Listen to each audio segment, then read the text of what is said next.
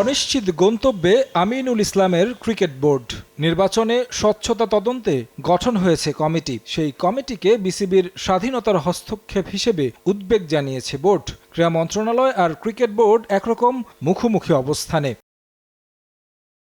বিসিবির উদ্বেগ প্রসঙ্গে প্রতিক্রিয়া জানিয়েছেন যুব ও ক্রীড়া প্রতিমন্ত্রী আমিনুল হক। বোর্ডের উদ্বেগ আমলে নিচ্ছে না মন্ত্রণালয়। বিগত সরকারের সময় সরাসরি হস্তক্ষেপ করা হয়েছে ক্রিকেট বোর্ডের উপরে। আমরা যেটা সঠিক, যেটা তদন্ত প্রতিবেদনে উঠে আসবে এবং এখানে যারা বিগত সময় নির্বাচন কমিশনের দায়িত্ব পালন করেছেন তাদের সাথেও তদন্ত কমিটি কথা বলবে, বর্তমান ক্রিকেট বোর্ডে যারা রয়েছেন তাদের সাথেও কথা বলবে, পাশাপাশি যারা অভিযোগ দিয়েছেন তাদের সাথেও কথা বলবে। বোর্ডের বিজ্ঞপ্তিতে বলা হয়, এনএসসি এমন কিছু করলে আইসিসির কাছ থেকে আসতে পারে বড় ধরনের খড়গ।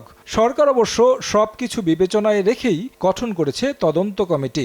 রেইনবো অলরাউন্ডার এক্সটেরিয়র পেইন্ট, বাড়ির বাহিরের দেয়ালের সুরক্ষা নিয়ে থাকুন নিশ্চিন্ত, সাথে পাচ্ছেন 10 বছরের ওয়ারেন্টি। বিগত নির্বাচনের সময় ডিসিরা একবার অলরেডি কাউন্সিলরশিপ পাঠিয়েছিলেন। তার পরবর্তীতে আমাদের বর্তমান প্রেসিডেন্ট বুলবুল ভাইয়ের চিঠির পরিপ্রেক্ষিতে তারা আবার দ্বিতীয়বার কাউন্সিলর পাঠিয়েছে। সো এটা তো একদম দৃশ্যমান সত্য কথা। সো এটি নিয়ে যদি এখন সেই বিগত স্বৈরাচারের মতো যদি কথা বলে যে আমরা যেটি করেছি সঠিক করেছি, সেটি আসলে সমীচীন হবে না।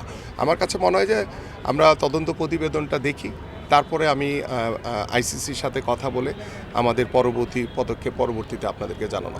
বর্তমান বোর্ডের কার্যক্রম আতশ কাচের নিচে আনতে যাচ্ছে ক্রীড়া মন্ত্রণালয়। কেন টি-20 বিশ্বকাপ খেলতে পারল না ক্রিকেটাররা, সে বিষয়েও তদন্ত করতে হচ্ছে নতুন কমিটি। আমরা কিছুদিন আগে দেখেছি যে বিশ্বকাপ ক্রিকেট হয়েছে, বাট আমাদের ক্রীড়া কূটনীতির অভাবে আমরা সেই বিশ্বকাপটি খেলতে যেতে পারিনি। কিন্তু কেন এটি হয়েছে সেটিও আসলে তদন্ত করে দেখার বিষয় রয়েছে এবং আমি আশা করি যে এই বিষয় নিয়েগুলোও আমি একটি তদন্ত কমিটি করে আমি পরবর্তীতে যে কেন আমরা বিশ্বকাপ খেলতে গেলাম না, কেন আমাদের কোথায় সমস্যা ছিল বা কেন আমাদের ক্রীড়া কূটনীতির অভাব ছিল, সেই বিষয়গুলো আমরা তদন্ত কমিটির মাধ্যমে পরবর্তীতে আসলে আমি এগুলো প্রতিবেদন আকারে আমি ক্রিকেট বোর্ড এবং যারা এটার সাথে জড়িত ছিলেন তাদের কাছ থেকে আমি অবশ্যই চাইব। এদিকে ক্রীড়াবিদদের কাঠামোর মধ্যে নিয়ে এসে ভাতা প্রদানের উদ্বোধন হবে আগামী 30 মার্চ, জানিয়েছেন আমিনুল হক। তারেক হাসান শিমুল, সময় সংবাদ, ঢাকা।